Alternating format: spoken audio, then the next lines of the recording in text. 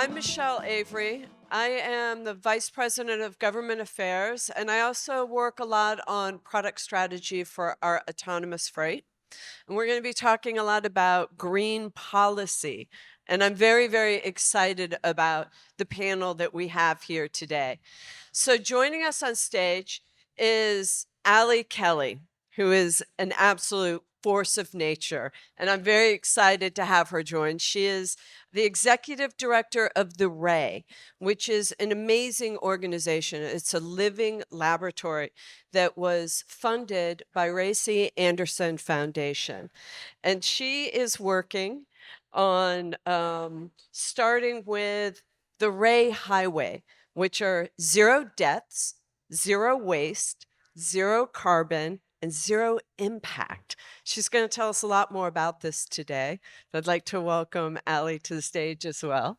Thank you.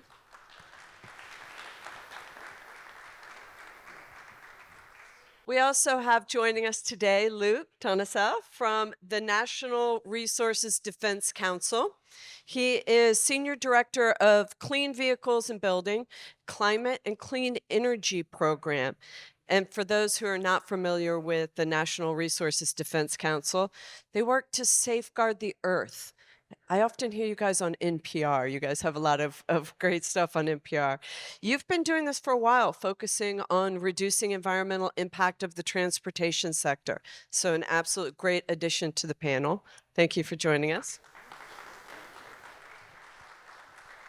And then we also have Einride's very own Niklas Reinedahl, who is our general manager of North America, who's responsible for all of our business and operational growth, who is joining us today.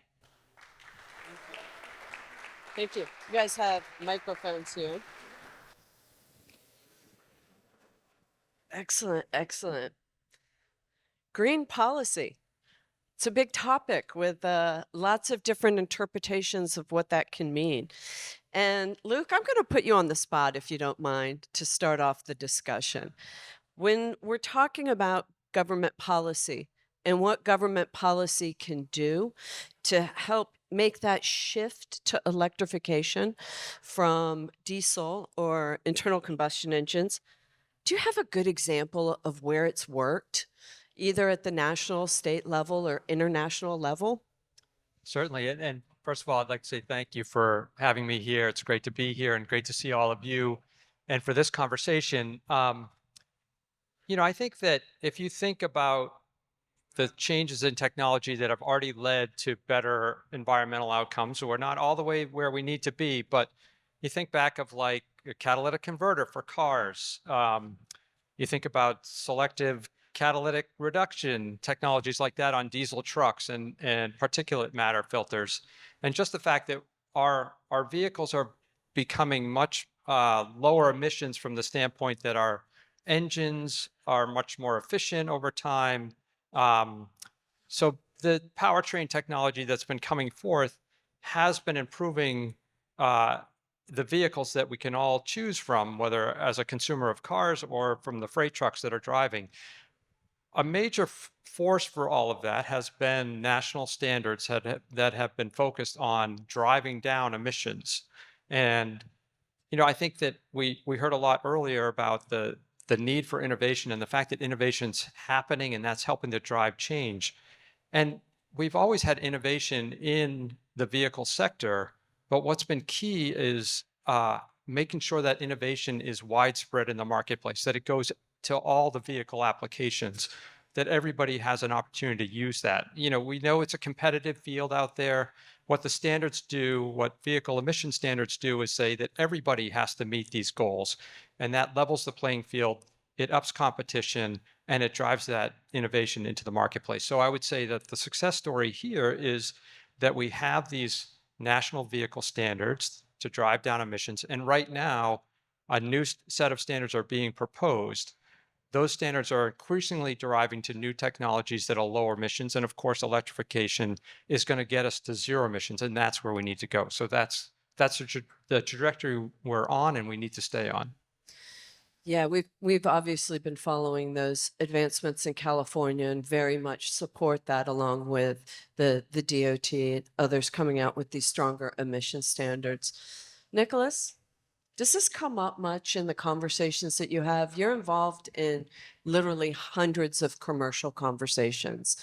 How much does government policy factor in what you do every day? Quite a bit, I would say. We see in general, we get a good introduction to actually shippers and potential customers through governmental or private, sort of in the interface of private public money. We see that in some of the states where we're highly engaged, we get a lot of good introductions to customers through that type of a network.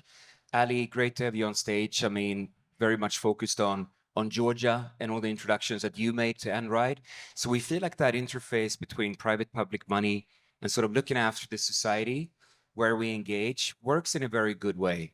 And also to build a little bit upon what just mentioned is that we sort of view it as our responsibility at Einride to make sure that the business case makes sense. And I think one of the key things when it comes to battery electric is that, and my background is that I spent 8 years with an OEM prior to joining Einride 5 years ago, a Swedish OEM, market leader. So good insights in terms of what battery electric versus combustion engines can do. And one of the key things is that if you look at it from a system efficiency perspective, which basically means from, and this is not a great way to talk about an electric drivetrain, but from well to tank and from tank to wheel. And when you extract that energy, how much of that energy do you preserve? And for diesel engines, you basically lose 80% of the energy you extract when you refine, distribute, and through the combustion system down to power on the ground.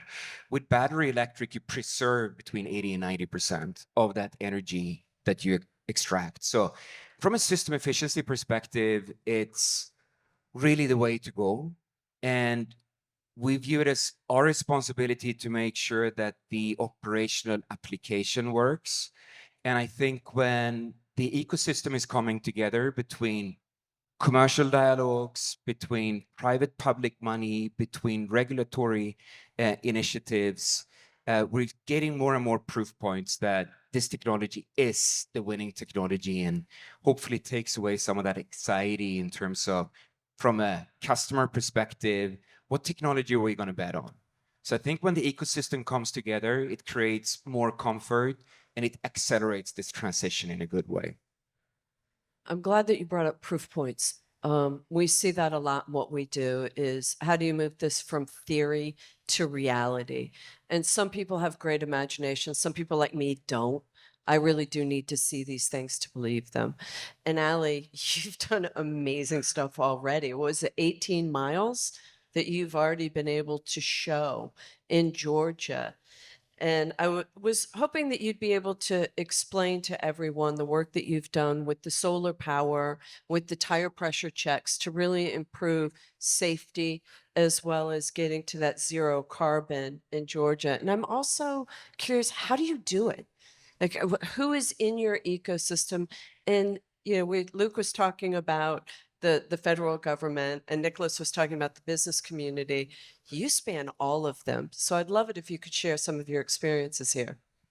Thank you, Michelle. I just want to say thank you for including the Ray and Mesh this year. We're so excited to be here. My name is Allie. I'm the executive director of a nonprofit organization based in Atlanta, Georgia, and in LaGrange, Georgia. The Ray has established the nation's premier test bed for net zero transportation infrastructure. And we've built that test bed with Georgia DOT and the Federal Highways Administration over the last 8 years. The nonprofit was founded in 2015 to build projects, as Michelle said, on an 18-mile stretch of working interstate in rural West Georgia.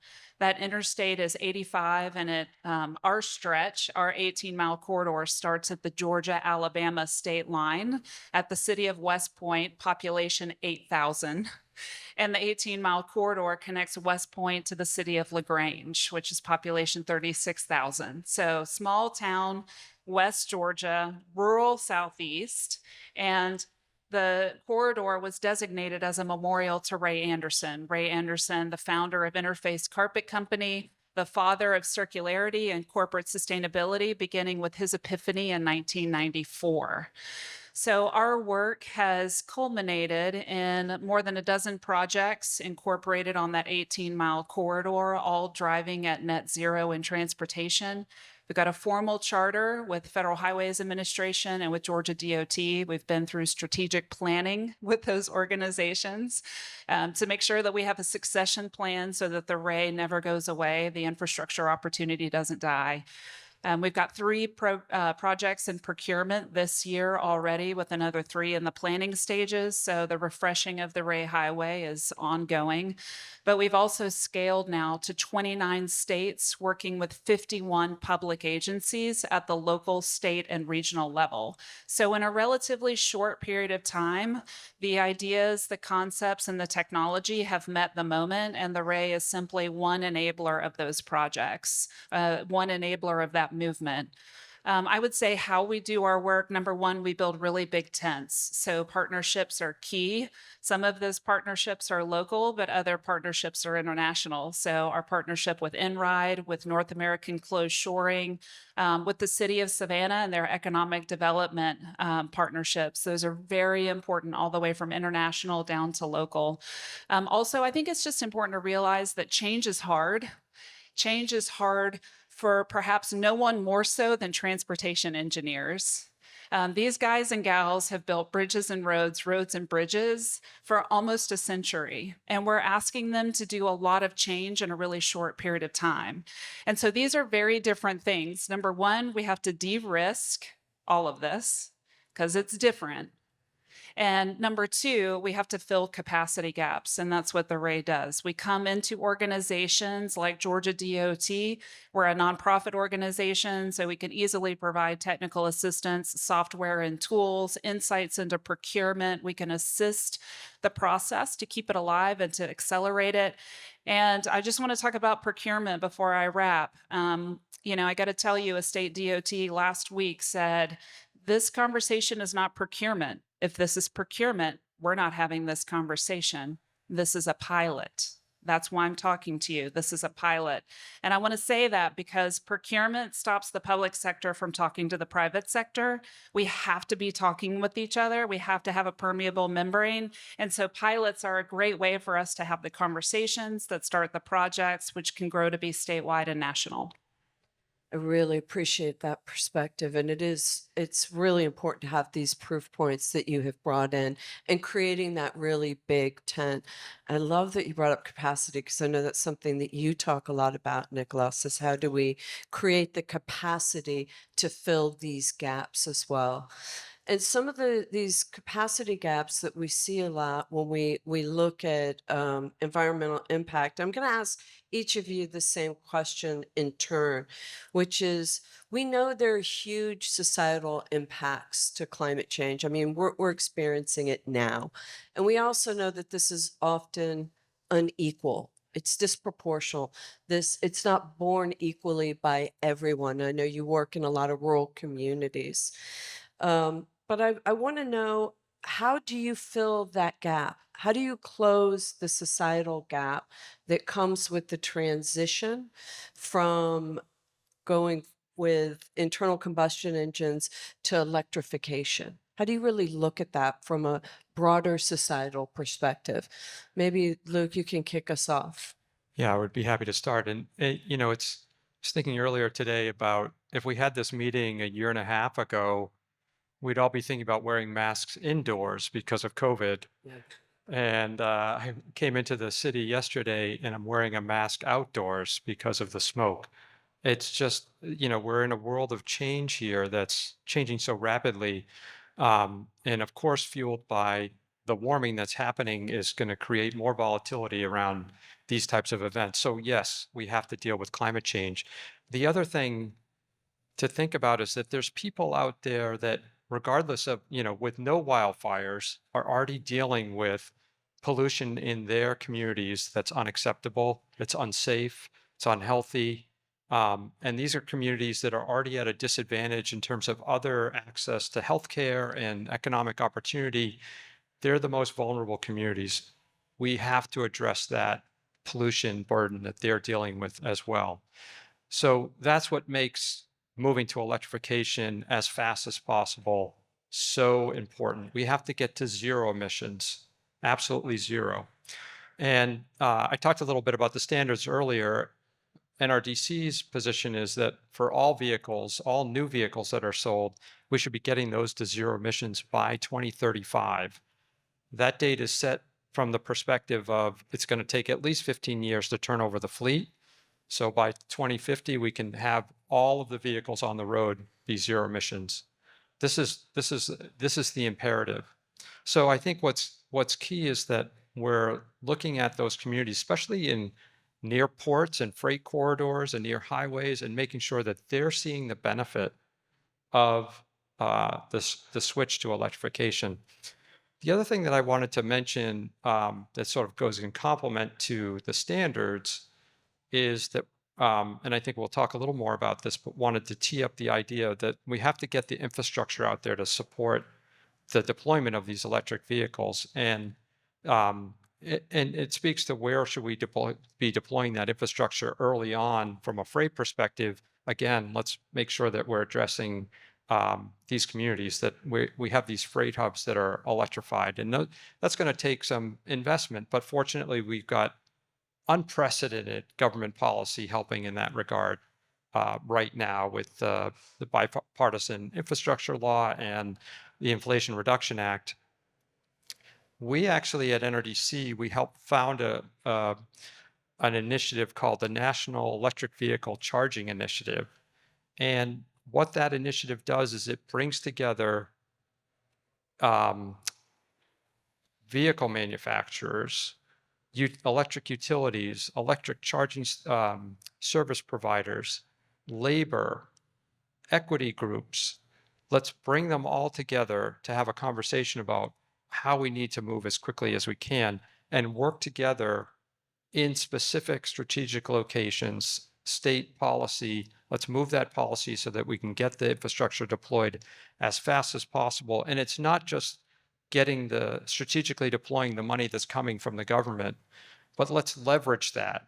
We think that there could be billions and billions of dollars more on top of that if we help move the investments that industry needs to make into this space. And again, this is all related to the standards because the standards create that certainty that this investment needs to happen, and that helps drive how the industry reacts.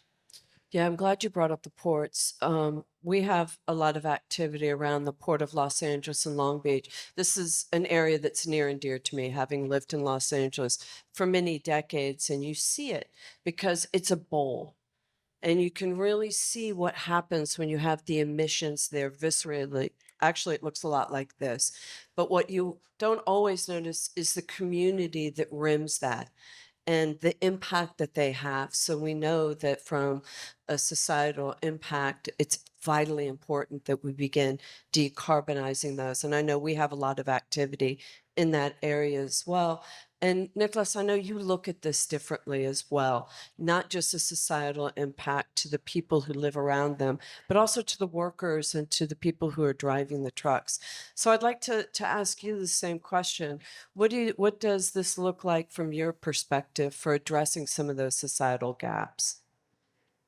I'm going to try to comment it from a business perspective, but it's and I like what we talked about, capacity gaps.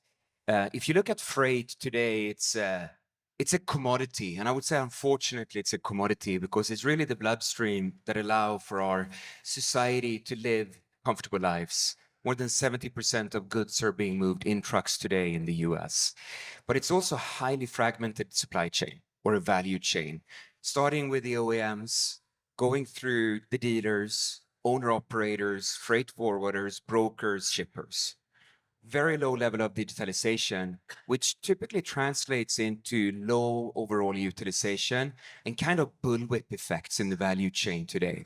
So it's, and if you specifically, if you look on it, that how many shifts are trucks operating today out of all the hours during the day?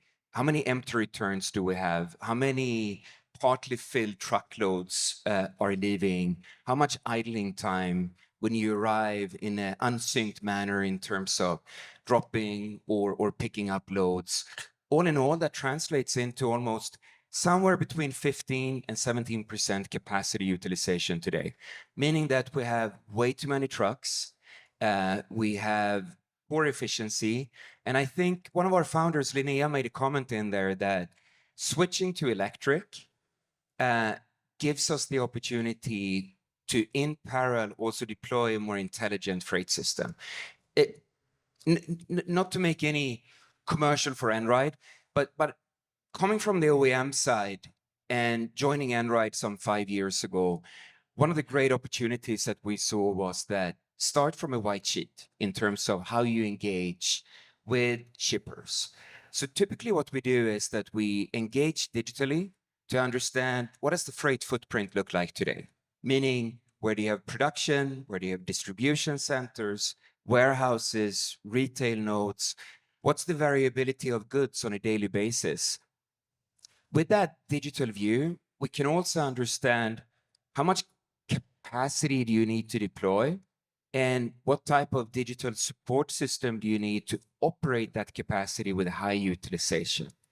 And what that translates to today, and we see, we have one of our partners, BYD, here today, and you would see one of their trucks outside. A battery electric truck is slightly more expensive than a diesel truck today. You also do need to invest in infrastructure. So overall, the capex that you need to deploy upfront is a bit more expensive, but the opex, if you operate this freight system efficiently with a high level of intelligence, the business case makes sense today for almost 50% of the freight that moves. And I think that's really how we need to view it. Deploy a digital understanding, operate it efficiently, installing just enough capacity, not more than we need. Talking about sustainability, tailpipe emissions is one thing, but excavating more material from Mother Earth to have vehicles out there that are not utilized, that's also not good from a sustainability perspective. So we try to approach it shipper by shipper, area by area, digital first, highly utilized. And by doing it like that, the capacity and the utilization of capacity enables a great business case today. And then coupling that with policymakers, the interface of private-public money, corporations jumping on board, I feel like we're at this inflection point now where things are moving in a very positive way. Yeah, I feel that as well. Allie and I were lucky enough to be in Savannah together where we were launching with one of our partners there. And you were great to bring in your big tent to help us really look at what this means. And because the Ray is this living laboratory and really looks at this big tent from a bunch of different perspectives, I was wondering if you could help us frame how you judge these projects that you're doing, these pilot proof points to get at this. We've heard about the importance of standards, the importance of capacity, but what's the lens that you look through? So everything that we are resourcing at the Ray is driving towards net zero. Not everything that we're interested in is interesting. So let me say that another way. There are a lot of bright, shiny objects, a lot of opportunities to distract in the world right now. And we have to meet public agency partners where they're at.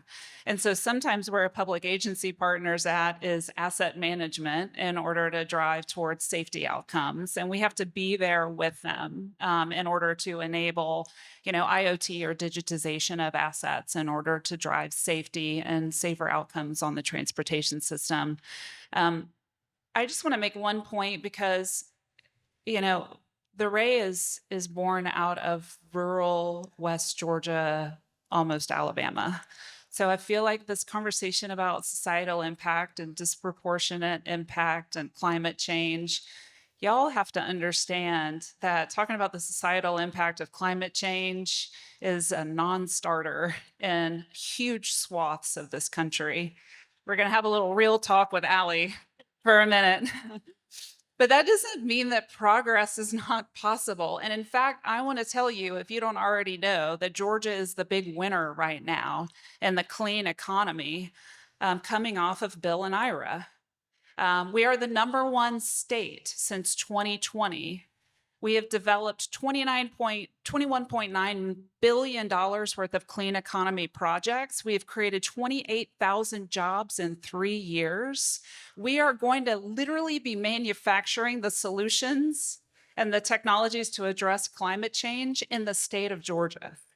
And so I think at some point we have to figure out how to move language to a neutral zone and just focus on pumping out solutions.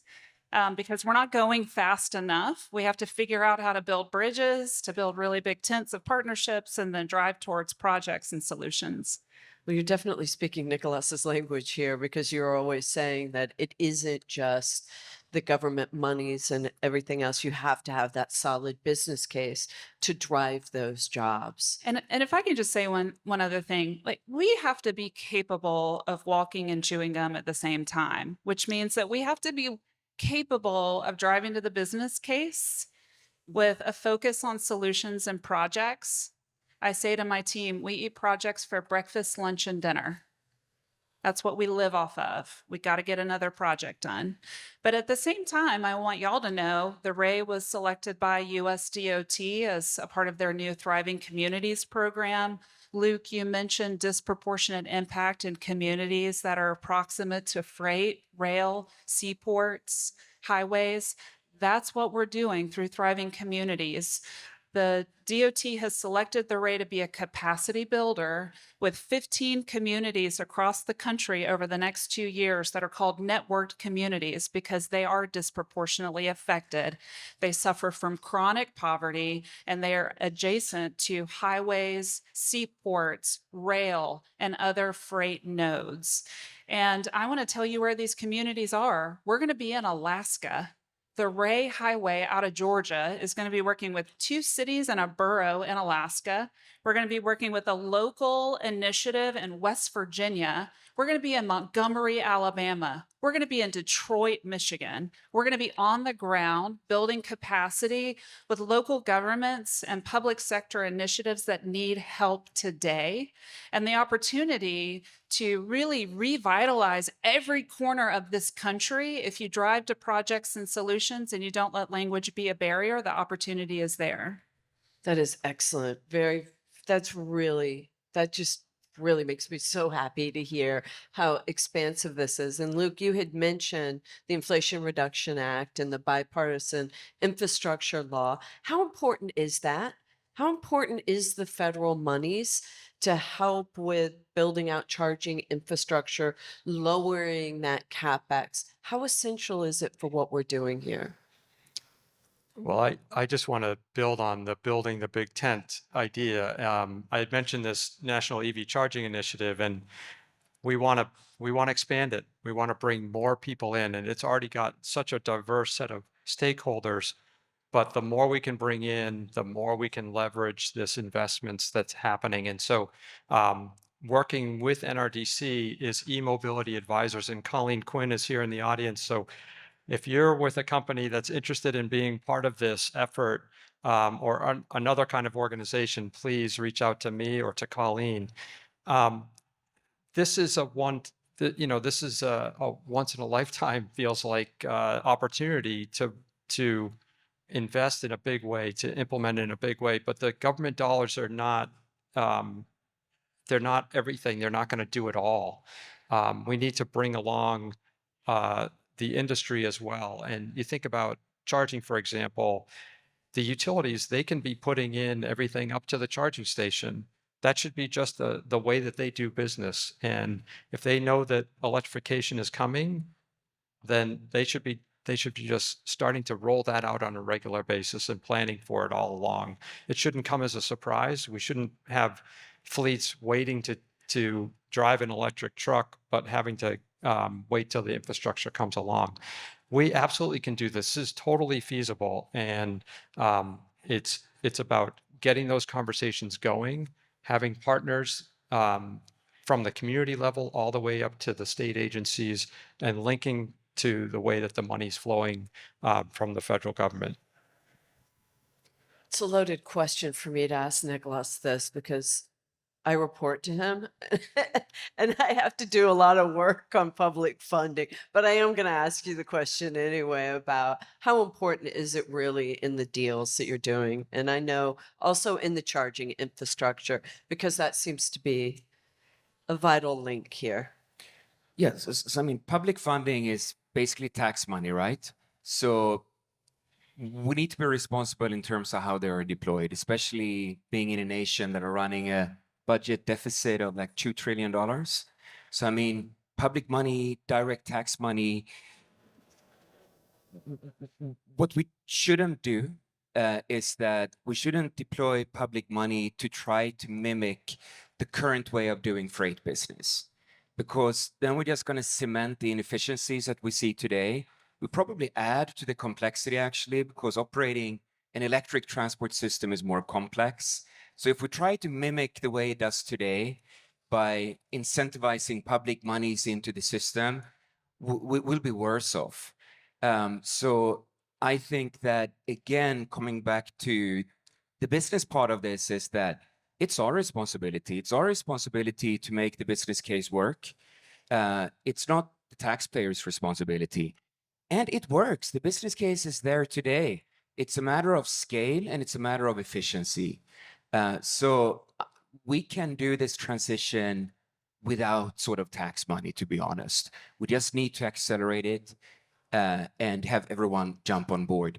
I do want to make a comment on the infrastructure, though, because that matters a lot.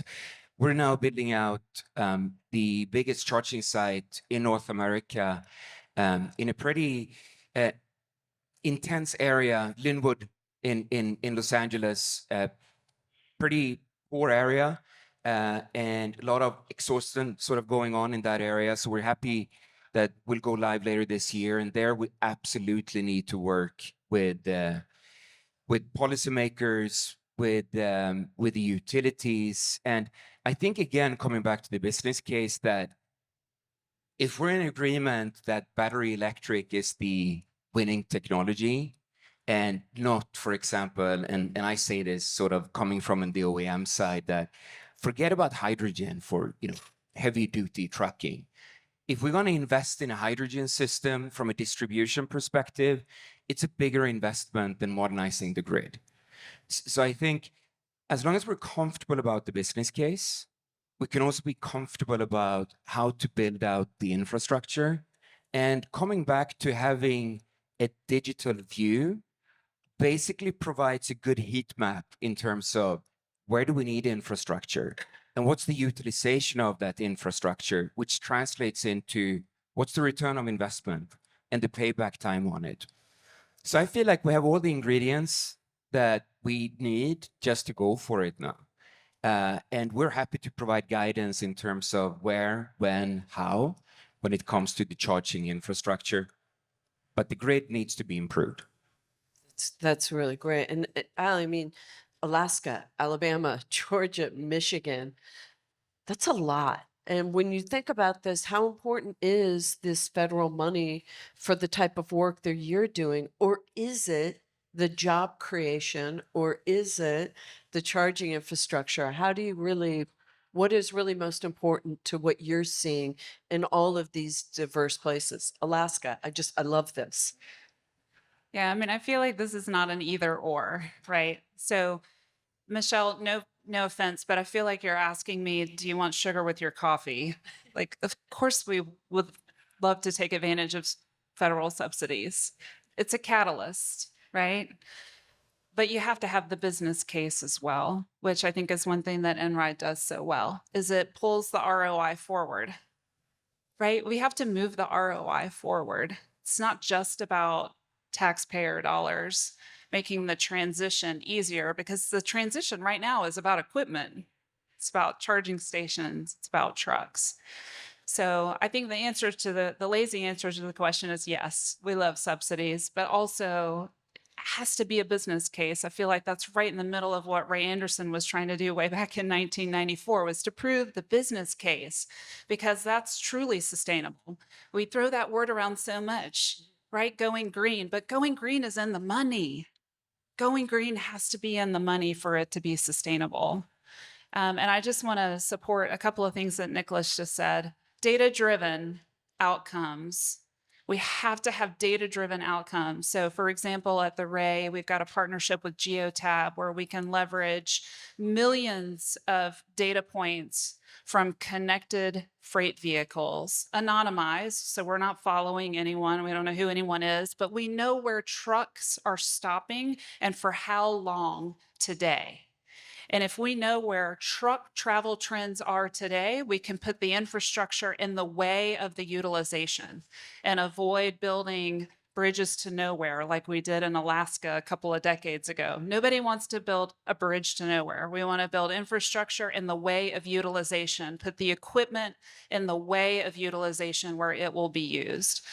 We also have a partnership with Esri. Again, data-driven outcomes. So Esri takes DOT parcel data sets from their roadsides, that empty property you haven't thought of for 30 years, the public's land that the public forgot, can be utilized to expand the energy grid. And we are in the process at the Ray of revealing the first ever tool to analyze the interstate and highway right-of-way for fast tracking energy grid expansion, because it's the only way to expand the grid in 8 years, which is roughly what we need to do. And we know, I'll just add, if you haven't seen the National Grid study from earlier this year, minimum 19 megawatts for a charging hub that can accommodate medium and heavy duty vehicles. 19 megawatts is the energy load roughly of LaGrange, Georgia for one hub. So we have to get real about expanding and making resilient and hard our energy grid. And how we do that quickly is to go into the public's land with public interest projects that will enable the solutions to climate change. Well, I was going to ask you, what is the harder part? Is it actually knowing where to put the charging infrastructure, or is it the grid? What's the thing that's really driving this? So we have different points of view, and we may have an argument, which is excellent. interesting.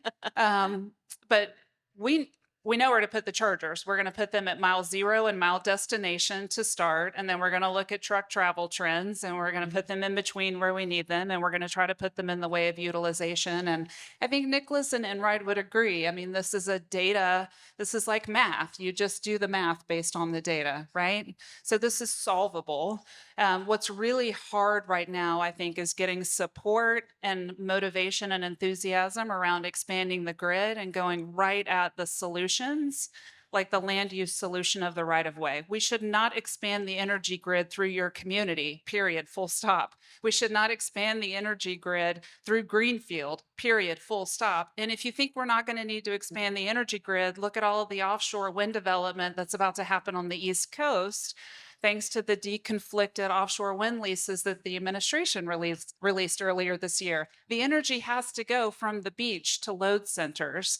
The energy has to go from wind farms in the west to load centers. We have to do this, whether you're looking at the demand side or whether you're looking at the supply side. I'll just leave you with the vision of a Chick-fil-A milkshake. Chick-fil-A is headquartered in Atlanta. We love our peach milkshakes in the summertime. Doesn't matter how hungry you are. Sometimes the chunks of peaches in your milkshake will not get through your straw. The straw is the energy grid. We're starving. We have resources that are islanded that can't interconnect. We have to make the straw bigger. I can't believe you brought up Chick-fil-A. This has been such a funny discussion because I noticed that the lines at Chick-fil-A are so long that I'm like, that's where we need to put our charging infrastructure, because people are apparently willing to wait. And we're obviously building out charging infrastructure with driver services as well, because that is a huge issue for the quality of life for the drivers to be able to have those services. But that's a little bit of a side. But I wanted to call it chicken and wattage. Offer fried chicken sandwiches at our Einride stations. I don't think marketing is going to let us do that. Luke, what do you think? What is it? Is it the grid or is it charging infrastructure? You can't say both. Which one's harder? Well, I was thinking about what I think we've all hit on is that it's really three words. It's speed, it's scale, and it's scope. The scope has to do with that we're hitting all types of applications. We're not leaving anything behind because we have to hit them all. The scale is that we're doing it everywhere. And the speed is the urgency that we have to. The reason why this is such a unique opportunity right now for the partnerships between public and private investment is that if we don't make these investments in the next 10 years, we're not going to hit the kind of 2050 goals that we need to hit. So I really think we have to do both. It's hard for me to pick one over the other, but the reason why we're trying to bring, well, we've already been successful. This initiative that I talked about has been going on for a couple of years. Is that we bring these people together. They're all they are all representing diverse views and stakeholders that are all unified around a set of principles for deploying the infrastructure needed for electrification, and so that they can have the conversation about what the disadvantaged communities need as well as what the industry needs, go in together to talk to the state policymakers to make sure that we're getting the permitting done, we're getting the investments made, everybody is on board with these kinds of projects. I was out in Arizona during the Super Bowl weekend, and I met with the two biggest utilities, and obviously Arizona, a lot of sun, asking about how are you building out solar generated energy production, and the utilities basically said we can't take more, and this is frustrating, right? So if you look at the operational cost of energy now, if you buy energy from the grid versus if you do it from a dedicated solar sort of generated park, it's 30% more cost efficient today. The challenge a little bit with renewable energy, as I learned when I engaged with the utilities, is that carbon generated energy today is on an even flow. Renewable generated energy, solar, wind, hydro, is out of sync in terms of when you need it and when you can upload it. And basically they can't take more, because if you upload out of sync with the need to the grid, you block the grid. And super frustrating. It's more efficient and it's cheaper, but the grid is not prepared for it today. So I would have to say the grid in terms of the key thing. In terms of where to put the infrastructure, we know that. I mean, we know it, like in a digital way, we know it. And from a demand perspective, we know it. But we do need to invest in the grid. And I think the message is that it's a no regret thing. The business case makes sense. And the society will be better off from it. So yeah, I'll pick the grid. Well, so what do you think the government should be doing to help with this? Is it permitting? Is it technological? What do you ask your local governments, your state governments, or should we be asking the DOE or the Treasury Department for when it comes to this grid? What are you all asking? Well, the Department of Transportations for the states, they have a lot of money flowing to them through formulas. And right now, the tradition, as you were saying before, has been let's pave more roads with it. Let's build more roads. And so they need to understand that that money can be flexed to other uses. And those uses can be putting in electric vehicle charging, frankly. So there's an education that needs to happen there. I would say that the other,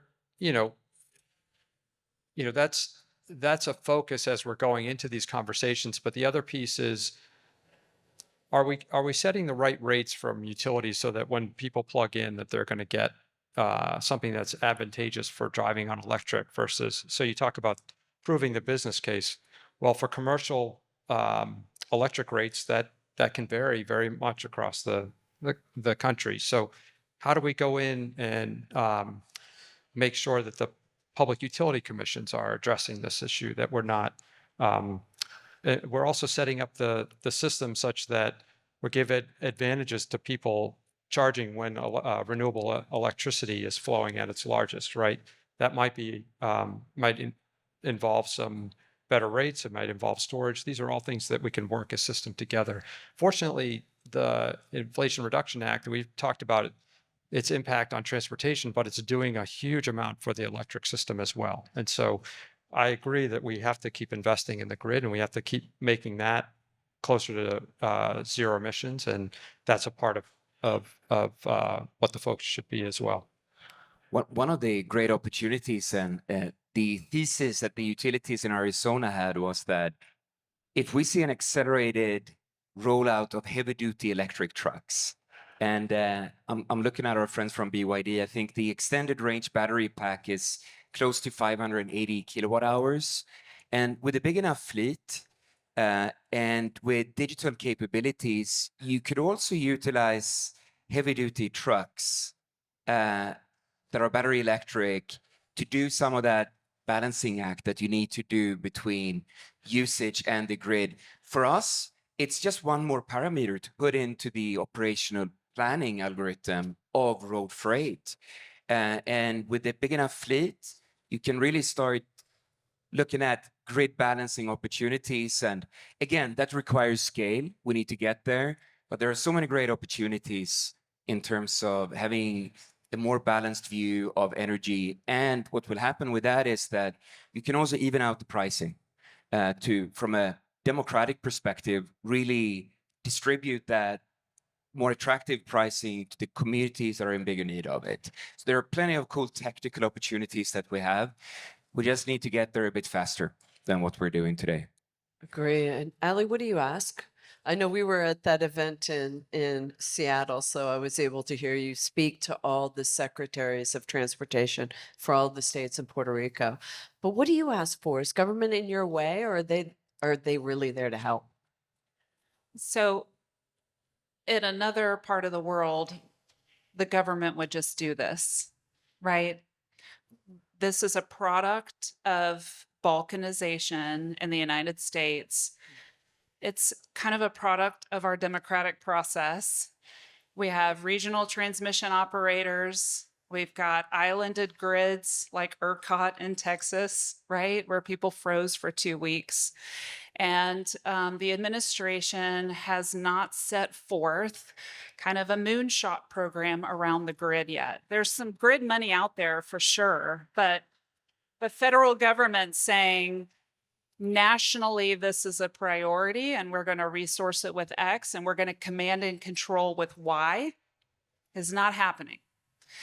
Who in the room can fix that? Which one of us can fix that? Yeah. There are some who are willing to volunteer. Let me tell you what you can do, right? What you can do, and this is the fundamental disconnect of the right hand and the left hand not talking to each other. For years, transportation and energy have not worked together. And it's hilarious when you talk to one and then the other, they don't regard each other highly. In fact, there was one week at the Ray where a utility said, oh, I'm not talking to the DOT, they're dinosaurs.